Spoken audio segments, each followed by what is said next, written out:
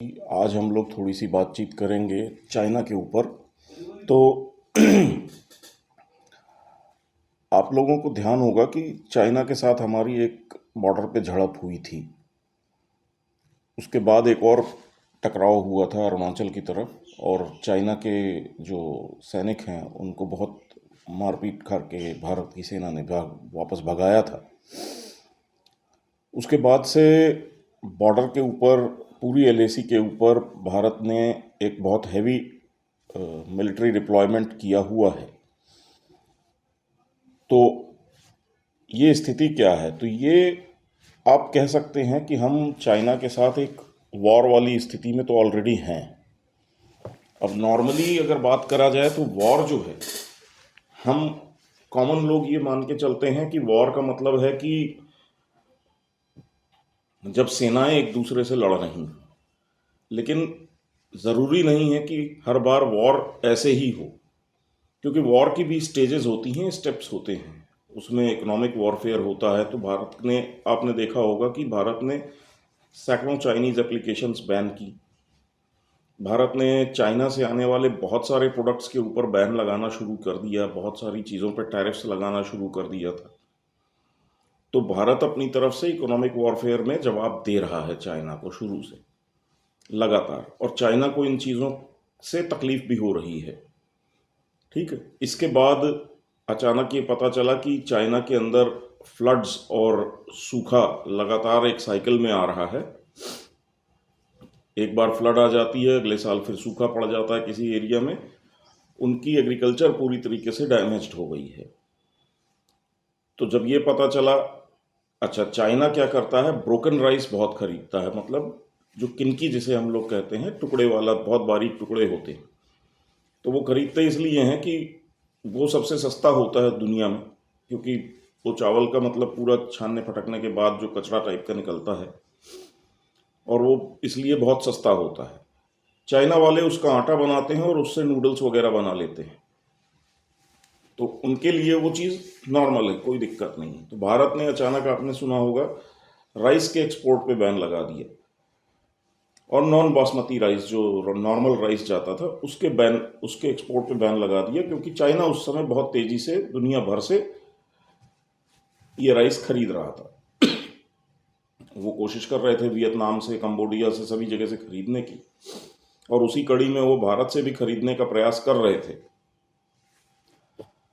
तो भारत अपनी तरफ से जो एक ट्रेड वॉर है वो तो शुरू करके रखा हुआ है। फिर आती है, एक स्टेप आता है इसमें, इंफॉर्मेशन वॉर। उसमें चाइना बहुत स्ट्रांग है, भारत उतना स्ट्रांग नहीं है। तो वो आपने देखा होगा कि भारत के बहुत से तथाकथित बुद्धिजीवी वर्ग जो होता है, जो स्वघोषित बुद्धिजीवी हो जाते हैं ना, कि तुम मुझे बुद्धिजीवी बोलना शुरू कर दो, मैं तुम्हें बोलना शुरू कर दूं, हम दोनों मिलके बुद्धिजीवी बन के और पूरी दुनिया को बुद्धू बनाएंगे बैठ के। तो ये जेएनयू में पाए जाते हैं, ये पत्रकारों में पाए जाते हैं, मीडिया में पाए जाते हैं, जो मतलब निरे मूर्ख लोग। एनडीटीवी के जैसे बहुत सारे जो रिपोर्टर्स थे, जो अपने दिमाग से 2 लाइन ट्वीट कर देते हैं तो उस पर दिन भर ट्रोल होते हैं, इतनी मूर्खतापूर्ण बातें कर देते हैं। और ये स्क्रीन पे आके बुद्धिजीवी बन करके एक चाइना से प्रिंटेड वो आइटम आ जाता है कि भाई ये तुम लोगों को लाइन लेनी है और ये बोलना है, और ये वो हंगामा मचाना शुरू कर देते हैं। तो चाइना का इंफॉर्मेशन वॉरफेयर बड़ा तगड़ा है, और उन्होंने मतलब इस वर्ग में जो कहा जाता है कि एक ज़बरदस्ती के एक्सपर्ट्स होते हैं। आपने एनडीटीवी में कई बार देखा होगा पहले के ज़माने में कि एक दो व्यक्ति, वो कभी डिफेंस एक्सपर्ट बन के बैठे हैं, कभी इकोनॉमी के एक्सपर्ट बन के बैठे हैं, वो कभी मौसम विशेषज्ञ बन जाते हैं, कभी वो कृषि विशेषज्ञ बन जाते हैं। क्योंकि वहाँ तो आपको सिर्फ खर्रा पढ़ना है, एक कागज दे दिया गया है कि भैया आज तुमको ये बताना है कि भारत की सेनाएं कितनी नाकारा हैं, कितनी नालायक हैं। या किसी दिन उनको ये बता दिया जाता है कि आज आपको ये समझाना है पूरे देश को और दुनिया को कि भाई साहब भारत की तो खेती बर्बाद हो चुकी है। या आपको ये बताना है कि भारत में तो सारे लोग बेरोजगार हो गए, सब सड़क पे घूम रहे हैं फालतू में, किसी के पास कोई काम वाम नहीं है, सारे कारखाने बंद हो गए हैं, और ये लोग यही ढिंडोरा पीटते रहते हैं बैठ के। तो चाइना ने इंफॉर्मेशन वॉरफेयर इंडिया के अंदर बहुत सारी चीज़ों पे शुरू कर रखा है। जो कुछ मैंने अभी बोला, अब आपको ध्यान आ रहा होगा कि इन सब चीज़ों पे हंगामे ये कर चुके हैं, यही बुद्धिजीवी तबका।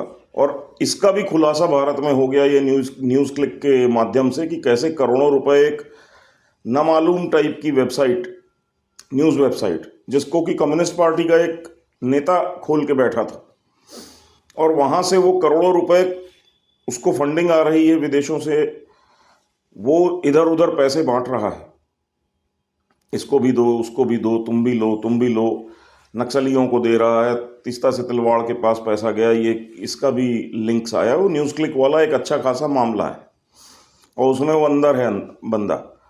उसमें पता चला कि 26-27 पत्रकार, ये अभिसार शर्मा और इस टाइप के बहुत सारे लोग उस कड़ी में, उस लिस्ट में हैं, कि एक मतलब जिस वेबसाइट का कुछ अता पता नहीं है, उसको पता नहीं कितने लोग देखते होंगे, वो वेबसाइट अभिसार शर्मा जैसे आदमी को हायर करके बैठी हुई है, और पहले 1.5 लाख की सैलरी और उसके बाद 2 या 3 लाख रुपए महीने की सैलरी पे उसको रखा हुआ था।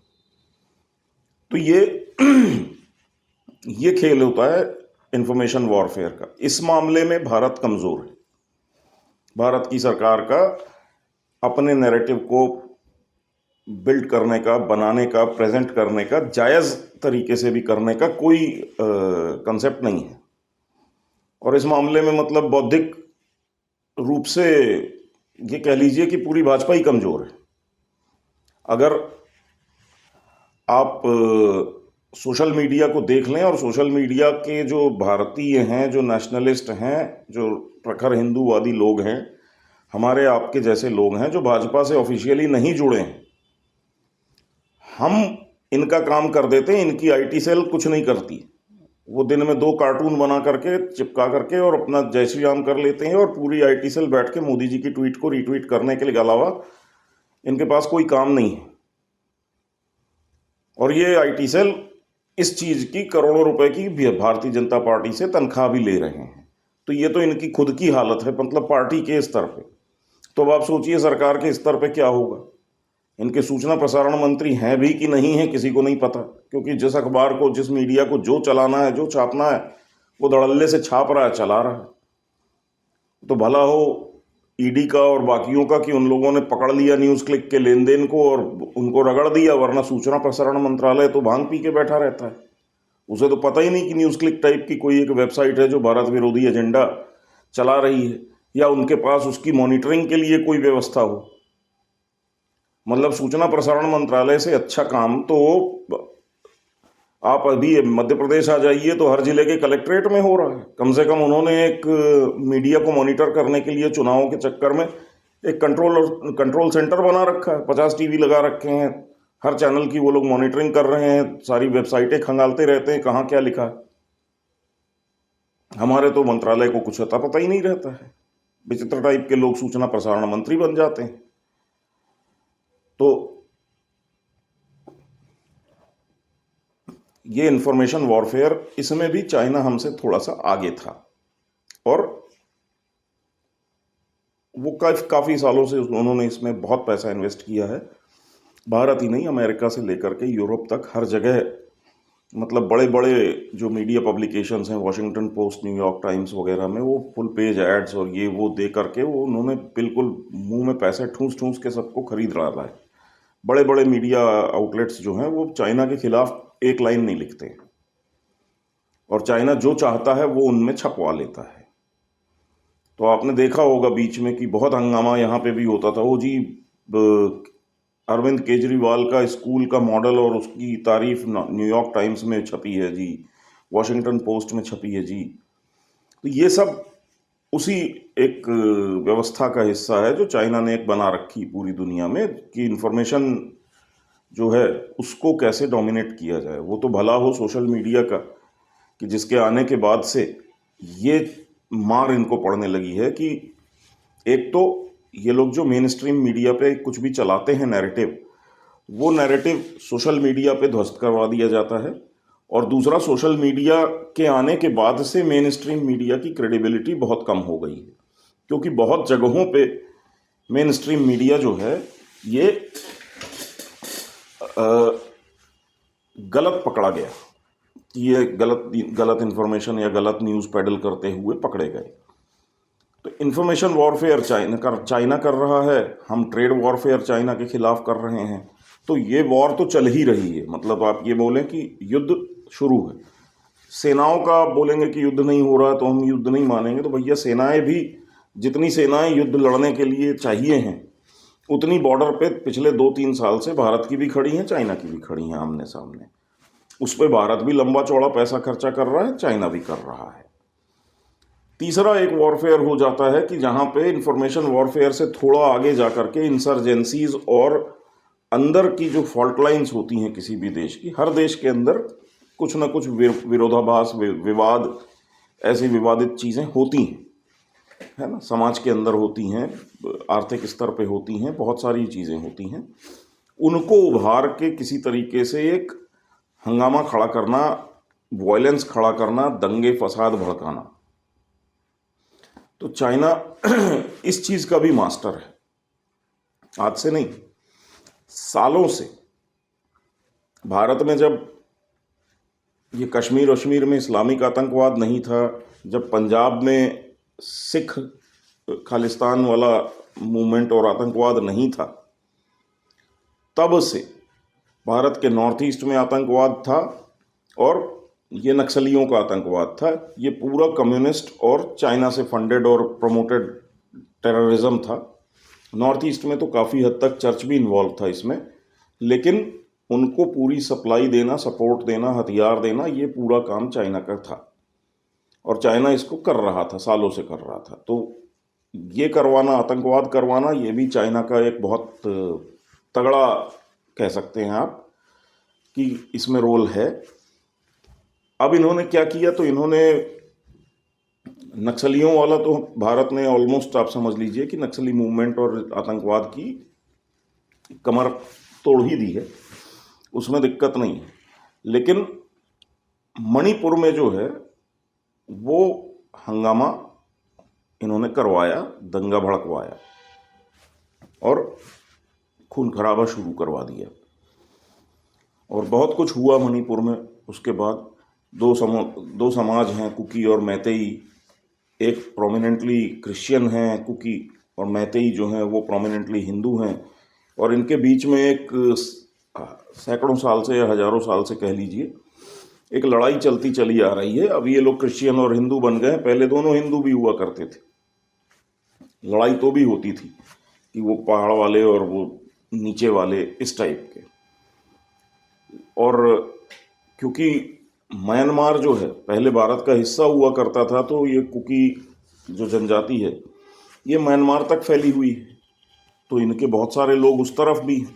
वो तो बाद में जब ब्रिटिश देश छोड़ करके गए तो उन्होंने जगह जगह ऐसे पार्टीशंस किए कि आधा समाज एक तरफ है, आधा समाज एक तरफ है, बीच में एक इंटरनेशनल बाउंड्री खड़ी कर दी।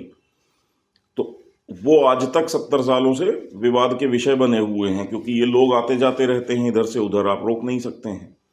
भारत का भी ऐसा ही कुछ एक बाउंड्री एग्रीमेंट म्यांमार के साथ था और उन लोगों को छूट थी कि भाई 15-16 किलोमीटर अंदर तक आप भारत में आ सकते हैं, और म्यांमार की तरफ से भी ऐसी छूट थी।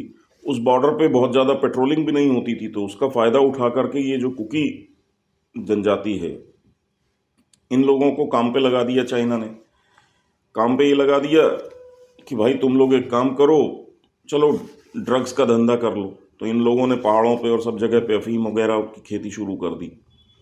और वो क्योंकि बॉर्डर जो है वो इनके लिए काफ़ी इजी था, खुला हुआ था, तो वहाँ पूरे भारत में भी जो मणिपुर का एरिया है वहाँ ये लोग ये खेतियाँ करके और माल ले जा करके म्यांमार में बेचते थे, और म्यांमार से चाइनीज़ उसको इंटरनेशनल मार्केट में पहुँचाते थे।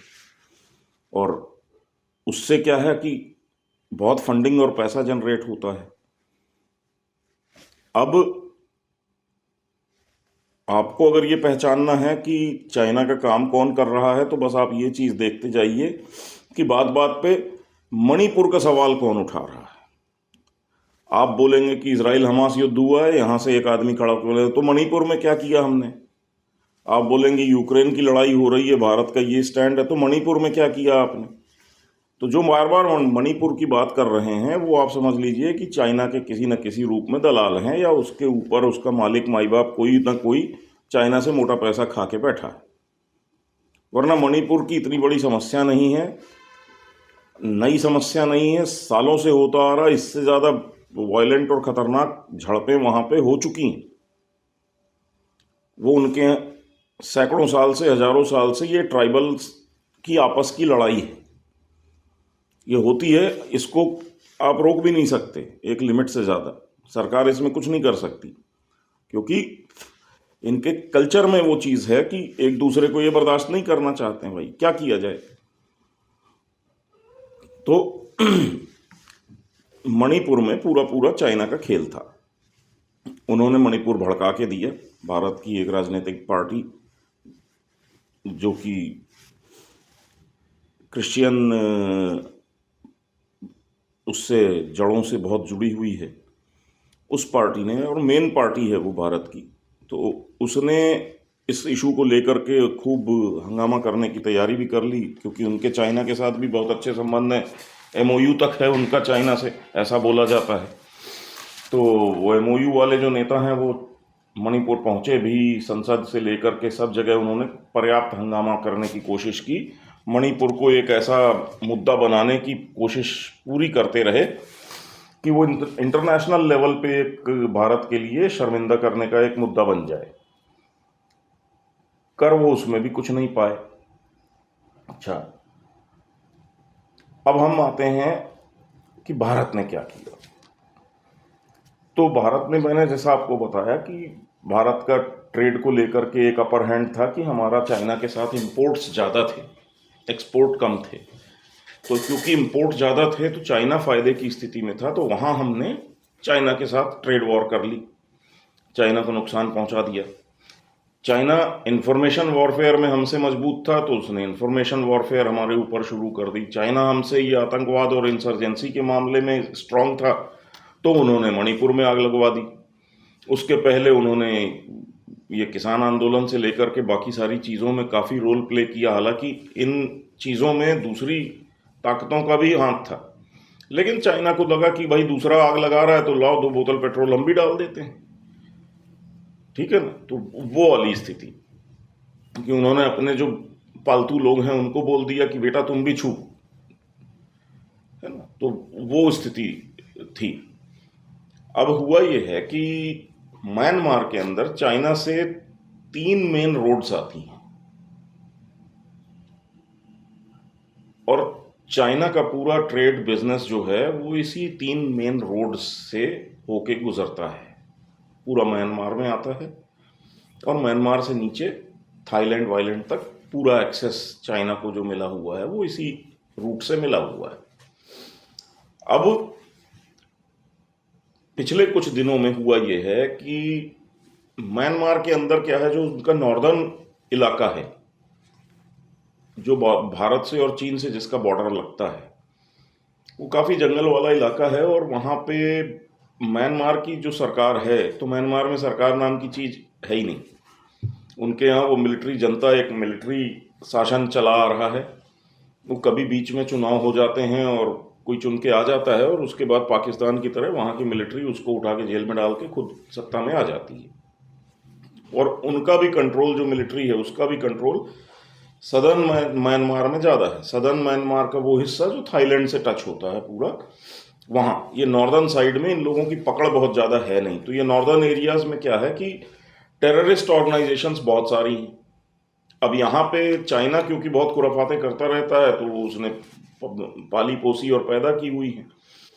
अब इनमें एक टेररिस्ट ऑर्गेनाइजेशन है अराकान आर्मी।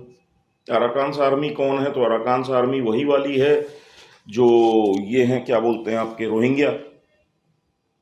मतलब म्यांमार के अंदर जो मुस्लिम पॉपुलेशन है उनका एक आतंकवादी संगठन कह लीजिए, तो वो अराकान आर्मी है।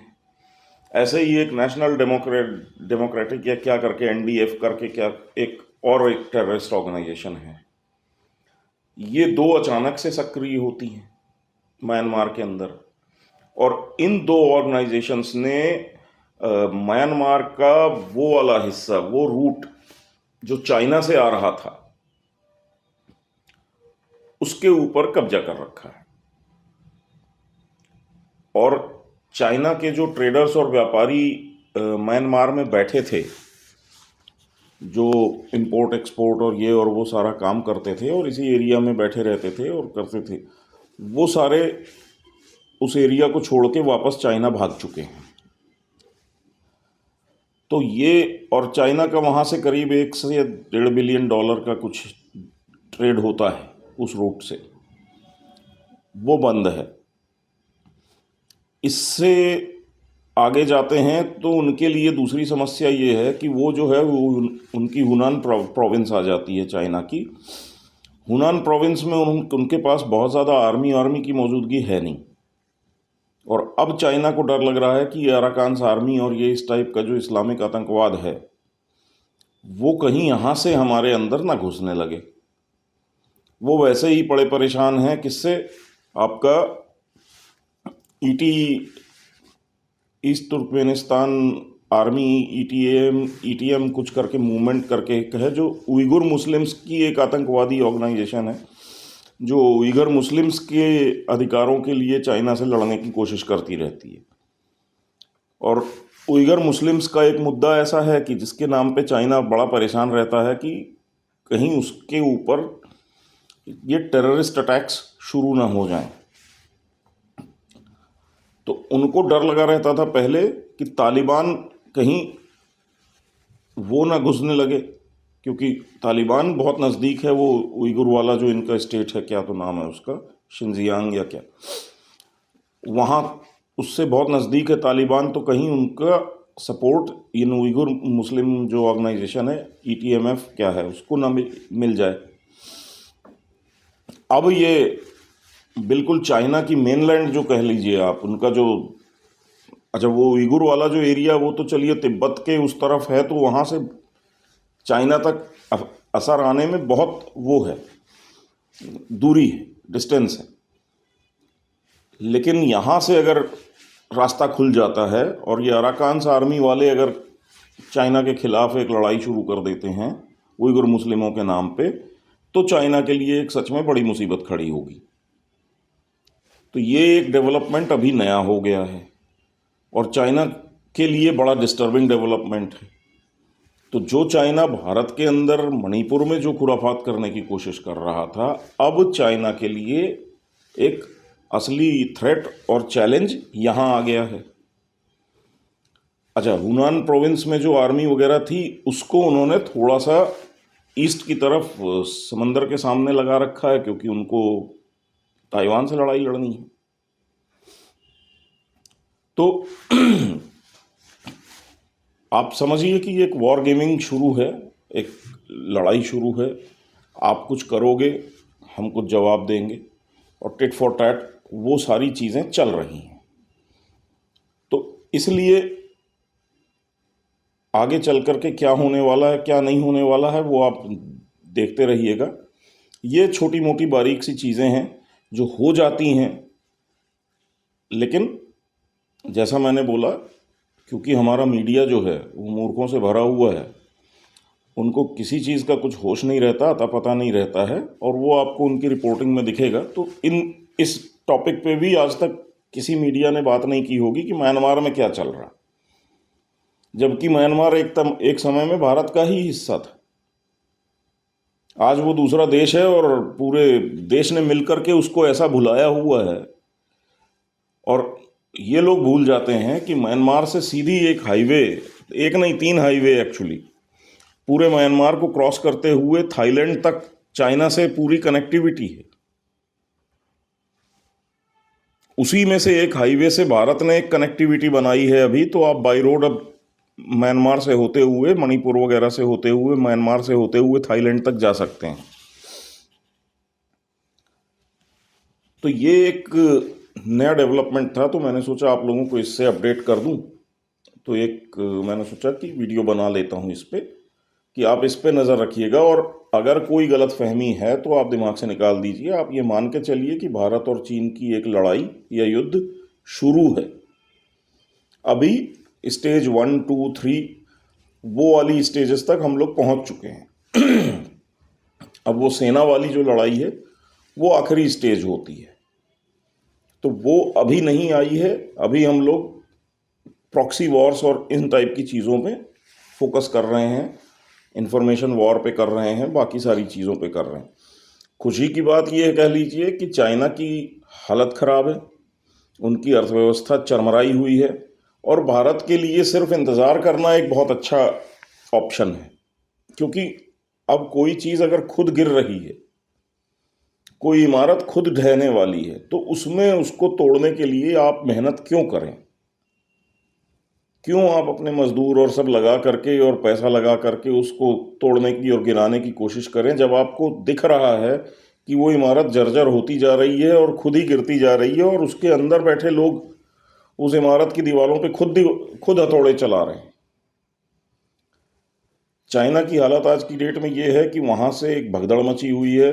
बड़े बड़े उद्योगपति अरबों खरबों डॉलर ले ले करके देश छोड़ के भाग रहे हैं। चाइना की सरकार अपने बड़े बड़े उद्योगपति, बड़ी बड़ी कंपनीज के सीईओज वगैरह को अरेस्ट कर करके जेलों में डाल रही है कि भैया पैसा लाओ। तो वहाँ पे एक लूट मची हुई है। वहाँ की हालत का आपको इस बात से मैं आपको बता देता हूँ। अभी चाइना ने एक नया रूल बना दिया, नियम बना दिया। उन्होंने रिटायरमेंट की एज कम की है। अब आप अंदाज़ा लगाइए कितनी की होगी। तो सारी दुनिया में नॉर्मली रिटायरमेंट की जो एज है वो 60 के आसपास रहती है, कहीं 65 तक होती है, कहीं 55 होती है, कहीं 60 होती है, बट एवरेज 60 की एज पकड़ के चलिए आप। चाइना ने क्या किया होगा कम करके? अब आपको लगेगा कि भाई 55 कर दिया होगा या 50 कर दिया होगा। कुछ कुछ देशों में ये ऑप्शन आया था, जो हाई पेइंग कंट्रीज थी यूरोप में, उन्होंने बीच में ये ऑप्शन निकाला था कि 45 की एज के बाद आप एक वीआरएस टाइप का पैकेज ले सकते हो, जिसमें आपको अच्छा खासा पैकेज मिल जाएगा और आप रिटायरमेंट ले लीजिए ताकि आपकी जगह पे किसी युवा को नौकरी मिल जाए। तो 45 तक किया जा सकता है। भाई साहब, चाइना ने अपने यहाँ रिटायरमेंट की एज 35 की है। अब 35 साल में कोई भी आदमी को वो बोलते हैं रिटायर कर दो। अब 20-22 साल की एज तक तो आदमी पढ़ाई लिखाई करता है, उसके बाद वो नौकरी वोकरी में आता है, तो 22 साल में कोई नौकरी में आएगा, 13 साल नौकरी करके वो रिटायर हो जाएगा। और उन्होंने रिटायर करने शुरू कर दिए हैं लोग जो अभी भी नौकरी में हैं, सरकारी नौकरियों में हैं, सब में हैं, उनको किसी न किसी कारण से, बहाने से निकाला जाने लगा है। तो ये कार्रवाई शुरू हो गई है। अब स्थिति ये है कि आदमी ने मकान फाइनेंस करा रखा है, अब वो 35 साल की एज में रिटायर हो जाएगा, तो उसकी किस्तें कहाँ से आएंगी? अब भाई नौकरी में आता है, 20-21 साल की एज में आया नौकरी पे, कुछ पैसा ऐसा जोड़ेगा, 25, 26, 27 साल का होगा, तब जाके वो इतना पैसा जोड़ पाता है कि चलो एक मकान बुक कर लेते हैं। वो मकान बुक करेगा कुछ पैसा जोड़ करके और सब करके, फिर उसकी इंस्टॉलमेंट्स देगा। 8-9 साल वो इंस्टॉलमेंट दे चुका है और 10 साल उसको देनी है, और उसका रिटायरमेंट हो गया। अब ऐसे में हो ये रहा है कि लोग रिटायर किए जा रहे हैं। दूसरी एक कार्रवाई वहाँ पे ये शुरू कर दी है कि बैंकों की हालत ख़राब है। बैंकों की हालत इसलिए ख़राब है कि उन्होंने बहुत लंबी चौड़ी फंडिंग कर रखी है रियल एस्टेट सेक्टर में मकानों को लेके, और लोगों की नौकरियां जा रही हैं, सब कुछ हो रहा है, तो मकानों की किस्तों में दिक्कत आ रही है। दूसरा एक बहुत बड़ा स्कैम उनकी रियल एस्टेट कंपनियों ने कर दिया, लोगों से बुकिंग का पैसा ले लिया, लोगों ने भी लोन ले करके वो बुकिंग का पैसा दे दिया। अब वो रियल एस्टेट कंपनी पैसा खा गई या डुबो दिया उन्होंने कहीं। किसी ने इलेक्ट्रिक व्हीकल की कंपनी बना ली, किसी ने कुछ कर लिया, किसी ने लंदन में बहुत महंगी ज़मीन खरीद ली कि हम यहाँ पे एक बहुत बड़ा कॉम्प्लेक्स बनाएंगे। वो बन ही नहीं पा रहा है उनसे, क्योंकि उनको फ्रेश लोन विदेशों से नहीं मिल रहे हैं। इनके बैंकों की क्षमता नहीं है फॉरेन करेंसी में लोन देने की, तो लंदन में कंस्ट्रक्शन करोगे कैसे जब तक फॉरेन करेंसी नहीं होगी? तो उस टाइप की प्रॉब्लम्स में इनकी रियल एस्टेट की कंपनियां फंसी हैं, तो उन्होंने मकानों की डिलीवरी बंद कर रखी, नहीं दे पा रहे हैं। अब डिलीवरी नहीं दे पा रहे हैं तो आदमी बोलता है यार हम किस्त कब तक देंगे, और ऊपर से नौकरी जा रही है। तो इस स्थिति में बैंकों की डिफॉल्ट हो रही थी, तो बैंकों की बैलेंस शीट बिगड़ रही थी। तो अब उनकी सरकार ने ये बोला है बैंकों को कि भैया तुम मकान जब्त करना शुरू कर दो। तो अब वो मकान जो हवा में हैं वो जब्त हो रहे हैं। तो अजीबोगरीब सी हालत बनी हुई है। या जो कोई मकान में रह भी रहा है, जिसको किस्मत से मकान मिल गया था, वो रह रहा है उसमें, उसको भी बोला जा रहा है भैया तुम एक काम करो कि बाहर निकलो मकान बैंक का। अब बैंकों की कोशिश ये है कि मकान हमारे पास आ जाएंगे कब्जे में, तो हम अपनी बैलेंस शीट में वो दिखा देंगे कि भाई हमारे पास इतना एसेट है, तो हमारी बैलेंस शीट पॉजिटिव हो जाएगी। तो चाइना की अंदरूनी हालत खुद आप समझ लीजिए कि जर्जर हो रही है, और वो दिन पर दिन बद से बदतर पे जा रहे हैं। ऊपर से ये जिनपिंग पगलाए हुए हैं, इन्होंने धीरे धीरे करके एक एक करके सारे नेताओं को बाहर कर दिया है। 9-10 बड़ी पोस्ट्स जो होती हैं चाइना की, कम्युनिस्ट पार्टी के चेयरमैन से लेकर के और प्राइम मिनिस्टर से लेकर के ये वो सब इसके कब्जे में है। फॉरेन मिनिस्टर गायब है, डिफेंस मिनिस्टर गायब है, इनका फाइनेंस मिनिस्टर गायब है, कौन कहाँ जा रहा है किसी को पता नहीं है। 100-150 ब्रिगेडियर और जनरल लेवल के अधिकारियों को निपटा चुके हैं ये। तो इसलिए क्या है कि भारत की जो एक स्ट्रैटेजी है कि चाइना को तनाव में रखो बॉर्डर पे। चाइना अगर आपके खिलाफ कोई एक्टिविटी कर रहा है, काउंटर एक्टिविटी जहां आप जैसी कर सकते हो करो, रिस्पॉन्ड करो उसे, जो इनडायरेक्ट नॉन काइनेटिक वॉरफेयर कहते हैं जिसको, वो। और इनको उलझा के रखो, टेंशन में रखो, परेशान रखो बॉर्डर पे, इसलिए वो परेशान है। और भारत सिर्फ वेट एंड वॉच कर रहा है चाइना के कोलैप्स का।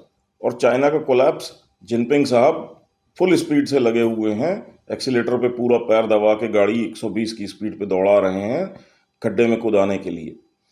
तो चाइना का ज़्यादा दिन नहीं है उनके कोलैप्स को, और उसके उठने की संभावना भी बहुत कम है। वो इसलिए क्योंकि उनकी डेमोग्राफी इतनी बर्बाद हो चुकी है कि उनके पास काम करने के लिए, चाइना को दोबारा खड़ा करने के लिए मैन पावर ही नहीं, यूथ ही नहीं। फिर किसी दिन चाइना के ऊपर बात करेंगे तो चाइना की हालात के बारे में मैं आपको और थोड़ा तफसील दूंगा। तो तब तक के लिए आज्ञा दें। आज की डेट में जो बात करनी थी उसमें आपको ये बताना था कि भाई हम ऑलरेडी चाइना के साथ एक वॉर की स्थिति में हैं, और किस किस लेवल पे चाइना हमारे ऊपर कहाँ से अटैक्स कर रहा है, जैसे इंफॉर्मेशन वॉरफेयर में और इन्फ्लुएंस करने में लोगों को, वो बहुत मजबूत है। भारत में इस समय इलेक्शंस चल रहे हैं, तो उनको उसमें बहुत आसानी हो जाती है कि वो अगर सरकार के खिलाफ या देश के खिलाफ कोई नैरेटिव चलाते हैं, तो यहाँ के पॉलिटिकल पार्टीज जो हैं वो भी मूर्खों की जमात है। अभी नीतीश कुमार का आपने एक बयान देख लिया, ये आदमी पिछले 20-22 साल से ये इनके इन प्रकारेण मुख्यमंत्री बना बैठा है बिहार में, और उसकी क्या भाषा है और क्या सोच है वो आपने देख ली। तो ये भारत में विपक्ष के मैक्सिमम नेताओं का यही हाल है। तो होता यह है कि कोई भी एक फालतू का मुद्दा उठा करके मीडिया के थ्रू चाइना एक भारत या सरकार या मोदी के खिलाफ एक नैरेटिव चलाने की कोशिश करता है, और यहाँ के जो विपक्षी नेता हैं चुनावों के चक्कर में वो भी उसका ढिंढोरा पीटने लगते हैं। तो आपको ये समझ के रहना है कि अखबार में कुछ आ गया, टीवी पे कुछ दिख गया और किसी ने कुछ बोल दिया, हर चीज़ पे भरोसा ना करें। जो अक्सर होता है कि हम लोग भी कुछ लिखते हैं तो बहुत सारे लोग पट से कमेंट में आकर के फेसबुक पे और बाकी जगहों पे, भाई साहब इसका कोई लिंक दीजिए। तो भाई साहब ये लिंक का खेल ही सबसे फर्जी होता है, क्योंकि न्यूज़ क्लिक जैसी फर्जी वेबसाइटें चाइना की पैसों पे ढेर सारी न्यूज़ वेबसाइट्स बनी हुई हैं, जहाँ पे एक उल्टी सीधी हेडलाइन आ जाती है और उसका लिंक फैलने लगता है और उल्टी सीधी न्यूज़ फैलने लगती है, फिर आपको व्हाट्सएप पे भी आएगी हाय हाय देखो ये हो गया। तो ये आप थोड़ा सा इससे सतर्क रहिए, क्योंकि इस समय चाइना भारत के खिलाफ एक इंफॉर्मेशन वॉरफेयर पूरी तरीके से चालू करके रखा हुआ है। और आप ये मान के चलिए कि भारत के साथ चाइना का एक युद्ध शुरू है, और इसमें आपको केयरफुल रहना है कि भैया टीवी पे कुछ दिख रहा है, न्यूज़पेपर में कुछ आ रहा है, उस पर तत्काल रिएक्ट ना करें, रिस्पॉन्ड ना करें, थोड़े दिन रुक जाएं, वेट कर लें, सरकार की तरफ से क्या वर्जन आ रहा है उस इशू पे उसे देख लें। मैं आपको 50 एग्जाम्पल्स ढूंढ करके दे सकता हूं कि जहां पे खूब हंगामा होने के बाद पता चला सरकार का जब वर्जन आया कि नहीं जी ऐसा कुछ हुआ ही नहीं, या मामला ऐसा है ही नहीं। तो इस चीज़ को थोड़ा सा ध्यान में रखें और अपने आप को केयरफुल रखें। एक लड़ाई हम चाइना से ऑलरेडी शुरू हो चुकी है, लड़ रहे हैं 3 साल 4 साल से, तो खुलेआम ये युद्ध चल रहा है। तो इसमें आपको देश के साथ रहना है, सरकार के साथ रहना है। जो स्टेप सरकार को सही लग रहा है वो ले रही है। आपको बस ये देखना है कि हमें इंफॉर्मेशन वॉरफेयर में जो चाइना जिस चीज़ का एक्सपर्ट है, हमें उसके जाल में नहीं फंसना।